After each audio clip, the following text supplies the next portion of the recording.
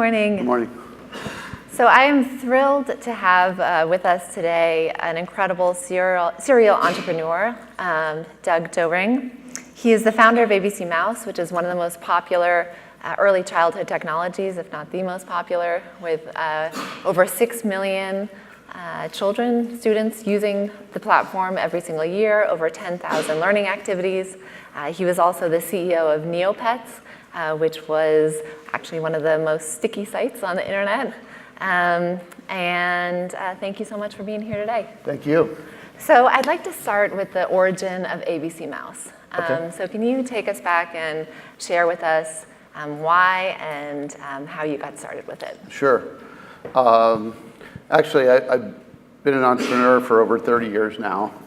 I started my first company in 1986. It was a consumer research company, and we became a top 100 research firm in the country.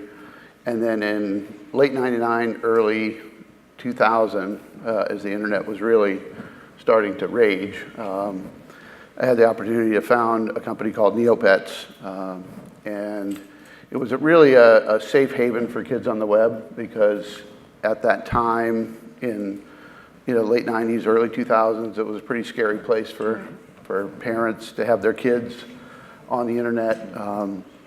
So we scaled that business up over a 5-year period to a global phenomenon. We translated the product into 10 languages beyond English, so it was originally in English. We registered 140 million accounts in 5 years. We were registering like 80 to 100,000 accounts a day. And it was the stickiest site on the internet in the US and probably the world for time spent per user and page views per user. And we were serving 5 billion page views a month in the US and 3 billion internationally. So there was a lot of challenges to that, technology challenges and so forth, with Oracle software and Sun Microsystems servers that you had to pay for each processor you had in these servers and so forth. So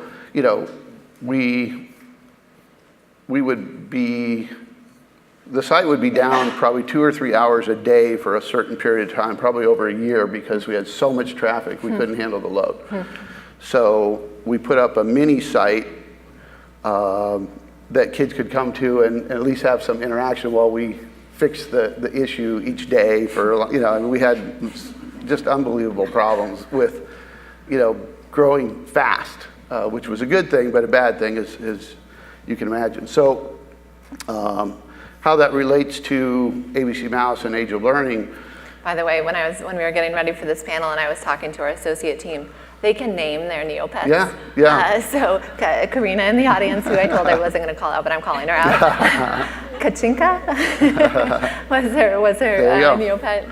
Yeah. So there's been at least a half a dozen people at this conference that had to come up to me and say I was a huge Neopet. So if you were sort of 8 to 14 years old, 8 to 16 years old, anytime between 2000 and 2005, you undoubtedly had a Neopet, because everybody did. It was really the craze. And the interesting thing is that we never advertised at all Neopets.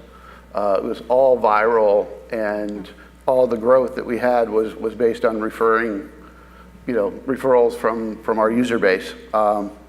But how that relates to Age of Learning and ABCmouse is that over that period, seeing that level of engagement from kids on this platform was truly amazing. I mean, the Nielsen Net Ratings, which is the service that was out at that time, would just consistently show us month after month after month being the #1 site for time spent per user and page views per user for all sites, not just kids sites.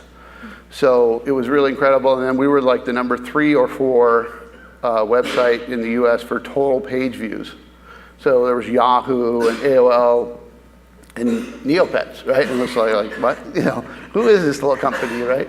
And so again, how that relates to age of learning is that I thought towards the end of that 5-year period, if we could create that kind of engagement and have it be curriculum-based, so there was a lifelong takeaway for as much time as kids were spending with the product, that's something that would be incredible to be doing, and I almost felt a responsibility to do it since I had the idea. Because, we all know the state of education in this country, and there are solutions, right? Billions of dollars are spent every year, and things don't change. So when I first started, that's when I decided to sell Neopets, and we sold it to Viacom in June of 2005. I had to agree to an 18-month transition. So I actually didn't start Age of Learning until early 2007. So, we basically made the decision to start a new company rather than try to incorporate education into the Neopets site, because it was ad supported and it wasn't education from the very beginning, and there were just a lot of reasons why we wanted to start it from scratch. And we served, primarily 8 to 14-year-olds on Neopets, but 20% of our users were 18 and over, believe it or not.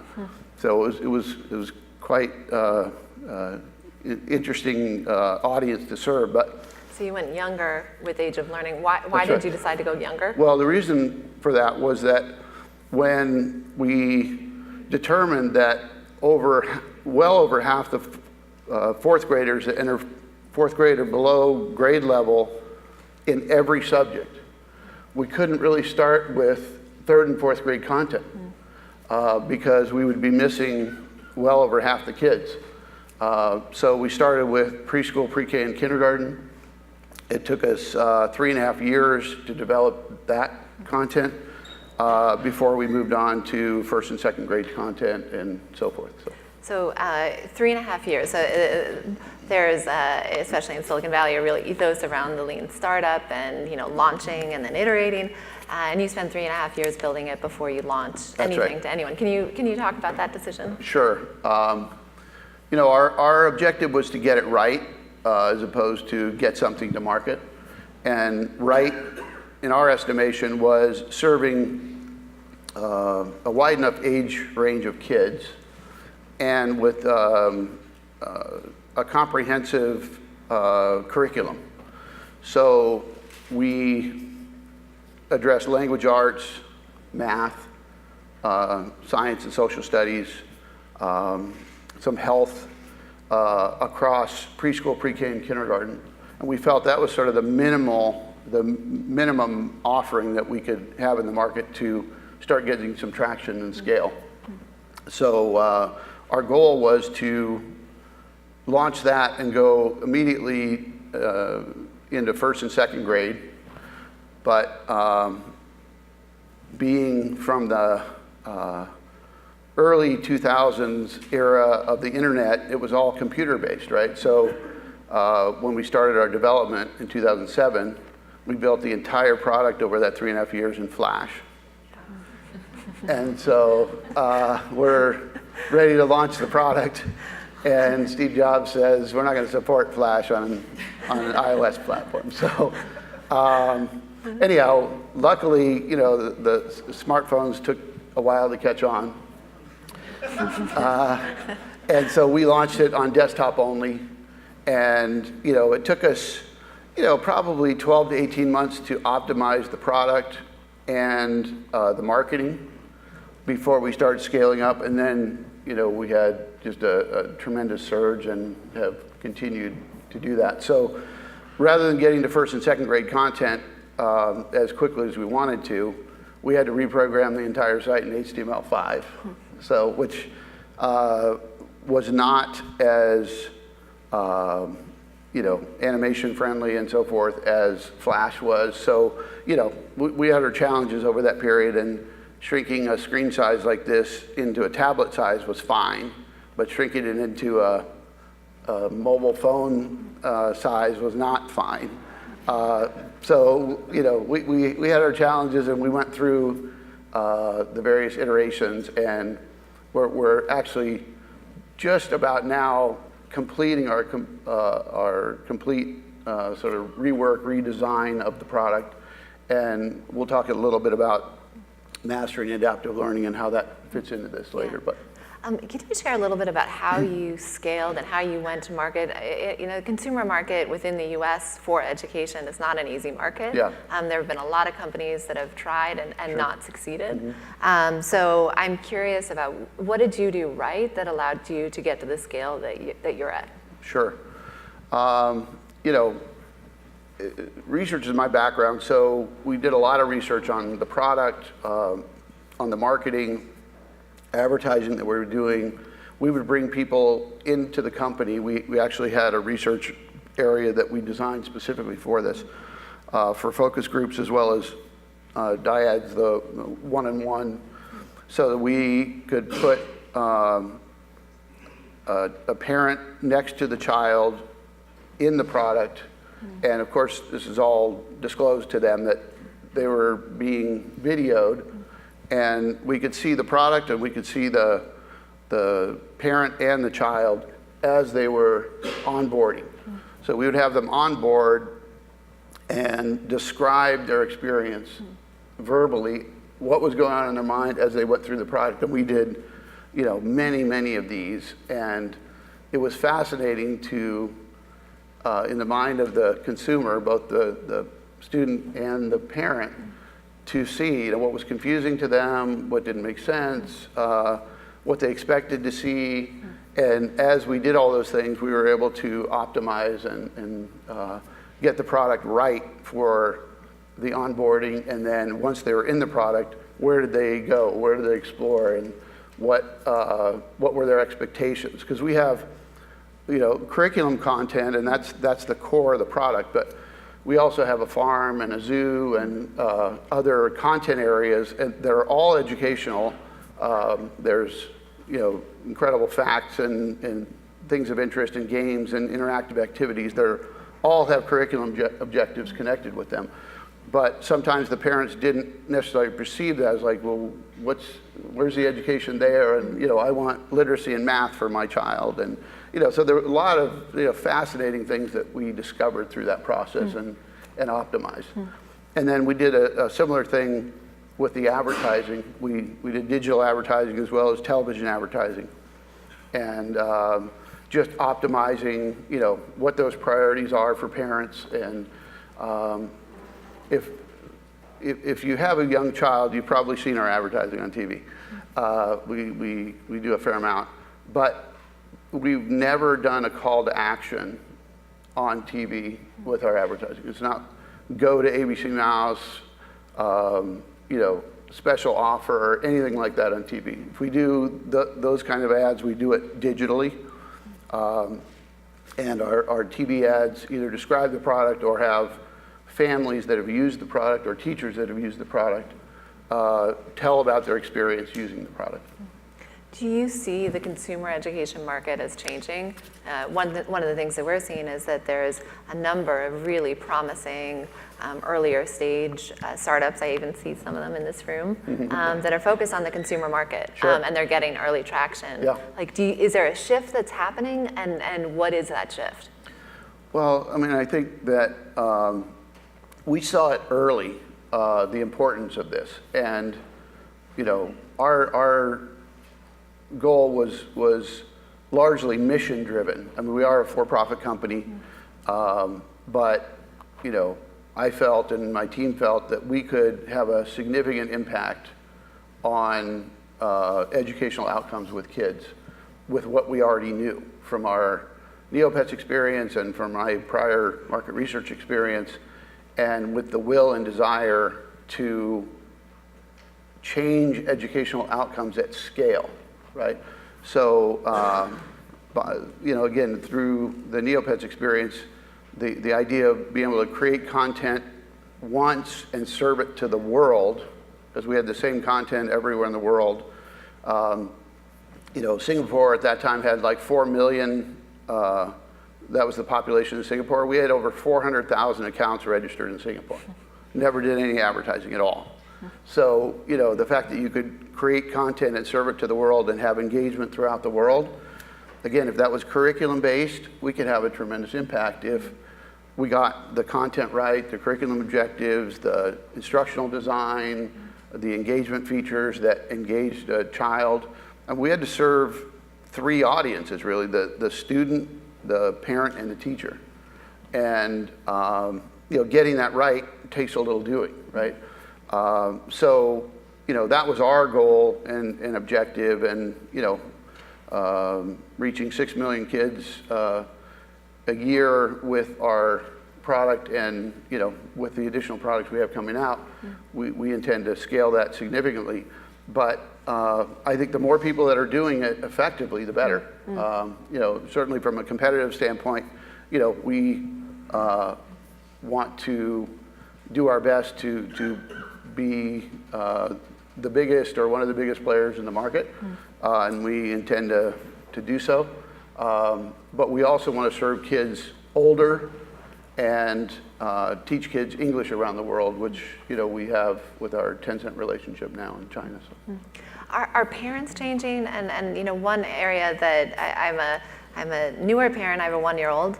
And one of the things that I'm concerned about, and many parents are concerned about, is screen time. And It's been something that's come up a number of times over the course of this summit. Yeah. So how do you think about that in the context of your business, and sort of how you've seen that evolve over time? Yeah, so screen time, of course, is a concern. I don't think anybody feels it's a great idea for their child, no matter what the age is, even grown-ups, to be in front of a screen for 8 or 10 hours a day. So I think it's, what is the quality of content on the screen, and how long, should a child be spending on a screen? We've done over a dozen studies on ABCmouse to assess the efficacy of our program. And have consistently seen statistically significant increases in literacy and math by spending as little as 30 to 45 minutes a week. So, there can be quality screen time that's not excessive. Obviously those kids are not just interacting with ABCmouse. They're doing many other things, but as far as our product and our educational product and getting the outcomes, our goal is to, shorten the amount of time that kids need to spend with our product to get exponential learning outcomes. And that's really our focus. Some people argue that there's a trade-off between creating something that's really entertaining and then creating something that's educational. Sure. And I'd like to hear how you think about that. And I was a 4th grade teacher, and this was back in 2004 when, unfortunately before ABCmouse, and so it was one of the few sites that I let my students go to was PBS. Yeah. And one day I looked back in the classroom and they were particularly engaged. And there's a couple computers in the back, and I went to go see what they were doing, and they had found the one piece on the site that had no educational value. It was like a dog on a skateboard that you clicked and it would jump, and I was like, oh, well, what is this? So I'd love to hear your thoughts. How do you think about entertaining versus educational? Right. And So we think of engagement, right? We want to engage the child, and the balance of curriculum objective to engagement and accomplishing that curriculum objective with every piece of content that we build. Entertainment, I think of that as just passive, right? So the instructional design piece is really critical for us, and we're getting better and better at that as the years go by. And we've been working on this mastering adaptive learning for about 3.5 years now, because with the ABCmouse website, we have 10 levels that cover all the grades. We actually have a toddler time too, which is 2 and under. But we have preschool, pre-K, kindergarten, first and second grade content, 2 levels each. And there are learning activities that are sequenced to cover the scope and sequence of curriculum for literacy, math, and other subjects that take a child through those 10 levels. But we've always known that those 10 levels and all those learning activities that are there are not needed in that exact sequence or at all for every single child, right? So that's where mastering and adaptive learning comes in, where we can assess as the child is interacting with the content and place and create a personalized learning path for every single child. And that is really sort of the next phase of, you know, our product development and obviously where things should go. Because, you know, some kids are, you know, ahead of grade level, some are behind, some, you know, different, you know, sort of rates of learning that kids have in different subjects. Some might excel at math and not so much at reading. But if you have a adaptive product that can assess where that child is, what's their prior knowledge, what should they be working on, and then, you know, have a scope and sequence of activities that take them all the way through a certain grade, that's really the future. So we just launched in February Mastering Math, a fully adaptive math program from pre-K to second grade for numbers and operations that's fully adaptive. And we've done efficacy studies on that product when we first launched it through kindergarten, but we're now through second grade, and we have another study that we're doing right now in 2 school districts in LA, a total of 1,000 kids, randomized controlled trial, 500 that are in the control and 500 that are in the treatment using this product through second grade. And we're about 10 weeks into that study.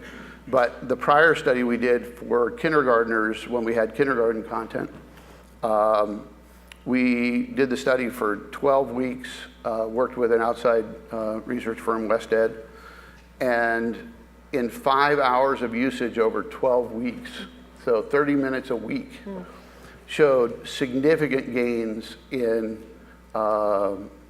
math instruction and comprehension of the key math skills that are taught in numbers and operations. So with a very minimal amount of time, I mean, 30 minutes a week in a classroom is not a lot. And the teachers and principals were just raving about how engaging the product was and the results they'd see right in front of their eyes, you know, so. Super excited about that. Really, really interesting. Yeah. Do you know, and it's early, but like one of the things that's interesting is you have a non-personalized product and then you personalize it. Do you know how much more effective the personalized product was? It's orders of magnitude. Yeah. I mean, it really is. Yeah. We're working on, this next study will quantify that more specifically because it'll take it all the way through the second grade. But, you know, like I said, we've done a dozen studies on the existing ABCmouse product that, you know, has these 10 levels, and we're still seeing significant gains with just 30 to 45 minutes a week in math and reading. And the preliminary results that we're seeing from this is going to be orders of magnitude beyond that. And we'll also have a dashboard that parents and educators can see prior knowledge and what they're learning in the program, what they're working on now, and what's ahead of them. And we have over 400 focal knowledge, skills, and abilities in this program. So you can see granularly what the child is learning and what's ahead of them all the way through a second grade standard. You mentioned that this study was taking place in schools. Yeah. While ABCmouse is a consumer product, you actually do a lot of work with schools and libraries. That's right. Can you share a little bit about what that looks like? Sure. So we provide ABCmouse completely free to teachers in their classrooms. So we have over 150,000 classrooms a year that'll use ABCmouse. in their classrooms with their kids. And then we also have a library program. So we're, I think, in over 8,000 libraries throughout the United States, completely free when it's used in the library. And we actually had some libraries reach out to us and say, we'd like to buy some accounts so that kids can check them out and take them home. And we didn't want to take those librarians' dollars that they could be spending on books and other resources. So we created a program where we have individual philanthropists that will sponsor the home version for these libraries. And the Chan Zuckerberg Institute is one of those, and we've had many others that have sponsored those individual philanthropists too. And that program has been just unbelievably successful. The librarians will say that these kids, they don't have technology in the home, and they couldn't necessarily afford ABCmouse, even though it's less than $10 a month for up to 3 kids in the same household. It's very inexpensive. You can buy an annual membership for as low as $60, so it's less than $5 a month for up to 3 kids. But there's a lot of people in this country that just don't have the wherewithal to have access. So they can go into these libraries and use ABCmouse, and those that have this program, they can check them out. They can check out devices and use this and get the same gains that we're finding with the millions of kids that we serve every year. That's great. Yeah. That's great. So a few years ago, you decided to take ABCmouse into China. Yes.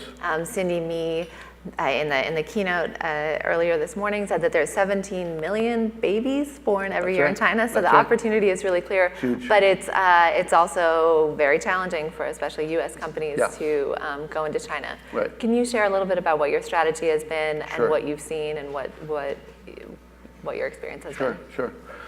We created an English learning program specifically for non-English speakers. So we didn't just take ABCmouse and just launch it in China or other markets. And the biggest difficulty that kids or anyone have with learning English is that they don't have the listening and speaking familiarity with the language. So oftentimes kids are taught English straight with phonics and reading, but they don't have that oral vocabulary and that base of listening and speaking that they need. So our program starts with listening and speaking and then moves into phonics and reading. And we want to build that oral vocabulary so that when they do start reading, they can connect what they're reading with concepts and words that they know already. And we work on pronunciation and so forth. So we went into China on our own in 2015. And our strategy there was we wanted to get to know the market. How do we connect with parents? We did a lot of research there as well. Similar studies to what I talked about for ABCmouse in China with research companies. And over a 3-year period, we built up a significant profitable business there. But we knew we would ultimately partner with someone in China, a local partner. And we started talking to Tencent in 2017. We actually first met Tencent at the ASU GSV conference. You can tell Deborah and Michael that. And the way that this relationship came about was not directly through that, but indirectly through that. So we actually announced just before ASU GSV last year that we were launching that product with Tencent in that market. So over the past year, we've been optimizing the content of that product because we redesigned it to localize it for the China market more so than we had done. And we have a really great, robust product that we're adding new content to regularly. And we've incorporated speech recognition into the product that, again, isn't perfect, but certainly is directional and has been showing great promise. We actually recorded American kids, vast number of American kids, on a set of words and phrases that we provided to Tencent to help their product, their speech recognition product for these young kids, and improve the effectiveness of it significantly, and will continue to do so. It's been a really great partnership. We spend a lot of time there, they spend a lot of time here, and over the next 2 to 3 years, we should have a significant presence there. What recommendations would you give to an entrepreneur that's thinking about trying to enter the Chinese market? At Coursera, we dipped our toe in a number of times and then pulled back. Yeah. I'm curious, what recommendations would you give? How should they think about it? I mean, it's tough. It really is. We didn't want to reach out to a partner immediately, and first of all, you don't know, is that the right partner or not? And if you're, you have some sort of contractual relationship that's difficult to get out of, we just didn't want to be in that position, right? But we knew we would ultimately partner with someone. So, our strategy was go it alone. Now, we had a big enough business in the US to support the funding of an initiative like that, we needed to invest in for some time, not only in the content that we're building, but in spending time there and doing research and product testing and doing some marketing. So we had the luxury of having the funds and the wherewithal to do that. But if you're a company that doesn't have that, I think your option is to partner, and you try to find the partner ideally that's passionate about what your product is, right? Because there's certainly a financial aspect of that, making money, but what we found with Tencent, the people that we're working with and people fairly high up in the organization, they want to provide that service to that marketplace. They have 850 million people a day that use WeChat. They have QQ. They have many products that serve that market, and it made sense to them to have an offering, but they knew that wasn't their area of specialty. So, we have, curriculum experts in this area, and again, over the next year, 2, 3 years, we'll have a really unbelievable offering to teach English to kids there, and not only there, but, throughout the world. So. Earlier this week, you made a major product announcement about the Adventure Academy. That's right. Which is a massive multiplayer online educational game. Can you share more about it? Sure. What I think we might do is just show, I have a little 45-minute clip that introduces the product. It's not an ad, but it'll give you some context for what it is, and then I'll speak to it. Is that ready?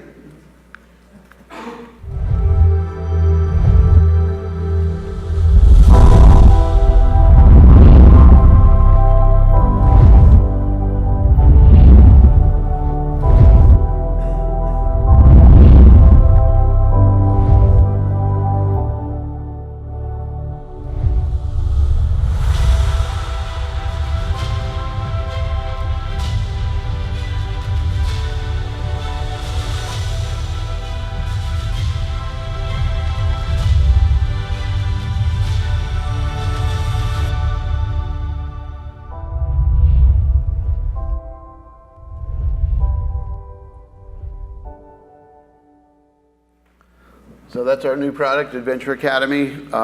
We made that announcement yesterday. It's launching on May 1st. And it is, as you mentioned, a massively multiplayer online game. So it's a 3D virtual environment centered around a hall of learning. So it's very, educationally focused. It does have elements of engagement that massively multiplayer online games have, such as leveling up and experience points and economy and virtual items and things like that. But the way to level up is by completing learning activities. And we'll launch with over 2,500 learning activities for 3rd to 6th grade. And we'll ultimately have 7th and 8th grade content as well. But we're finding that, again, since the majority of kids are below grade level across every subject by 4th grade, by 8th grade, that's even worse. So all of this content will be valuable either as a refresher or to fill in gaps for the older kids, and be just an incredibly engaging experience for literacy, math, science, social studies, and many more topics that are covered in significant detail. And what makes this so different? Well,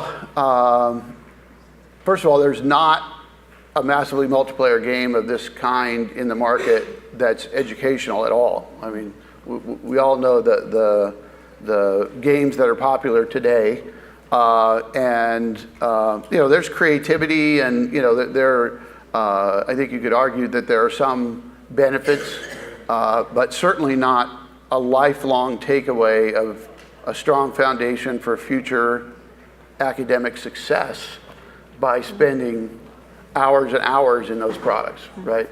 And that's our 100% goal, is that we're creating a strong foundation for future success for these kids and filling in gaps, major gaps that they have in their education that prevents them from being further successful educationally, and again, I think you could argue in life as a result. So I want to open it up for a few questions. Yes, right here. Hi, thank you so much for the presentation. It's really inspiring to hear the story of ABC learning. I have one question. So the market for kids early childhood education products is very competitive. There are many apps to help kids learn and to learn to read and learn all the different subjects. So yes. What do you think is the key differentiating factor of ABCmouse that helps it become so successful?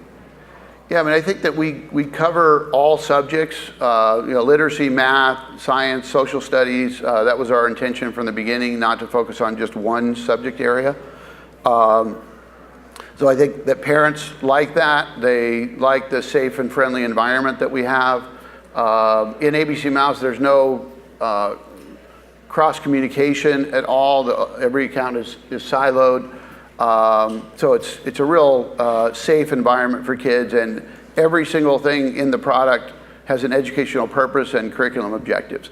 So I think that's largely the success. And then I mentioned mastering adaptive learning. That's going to take our curriculum delivery to a whole new level, where right now Mastering Math is a separate constellation app, we call it. It's an app that is part of your ABCmouse subscription, so you don't have to pay separately for it, but it's a separate download on your device. So in the second quarter this year, we'll be incorporating Mastering Math into the core product, ABCmouse Early Learning Academy, and you'll be able to access that full adaptive math program through 2nd grade through the product. And then we're actually currently working on an adaptive reading product. So by the end of the year in ABCmouse, we'll launch Mastering Reading, and it'll be a fully adaptive reading product that, without any human intervention at all, will teach kids to read. They'll be reading by just completing that program on an adaptive basis. And that will further differentiate us. Now we're the market leader in certainly the subscription education business in the US, but this should take it to a whole new level because the effectiveness will be very obvious, and parents can easily track what their kids are learning and what's next all the way through to a 2nd grade level. So my last question, if you had one piece of advice that you could give to entrepreneurs in this space that are on an earlier stage in their journey, what would that one piece of advice be? Yeah. I guess I would say that, have a clear vision of what it is you want to accomplish. Surround yourself with great people who share that vision and can actually get things done, right? Are cooperative and shoulder to shoulder, take the actions you need to take to get a product built, get it to market, and create some viability for yourself, right? Because you can spend like we did with ABCmouse, we had the luxury of doing it because we had the wherewithal to do it. Spent 3.5 years, but not everybody has that luxury. So you have to get a product to market that will get some traction, then you can get some funding, then you can improve the quality. Like, it doesn't have to be the perfect product right out of the gate. It's got to have a minimum, level of viability, but, surround yourself with good people and prioritize, the things that are most important to get a product to market and a sustainable business. Because a lot of people don't do that and they wind up not making it. So. Great. Well, thank you so much. Okay, yeah, thank you. Thanks. Yeah, thanks. Yeah, thanks.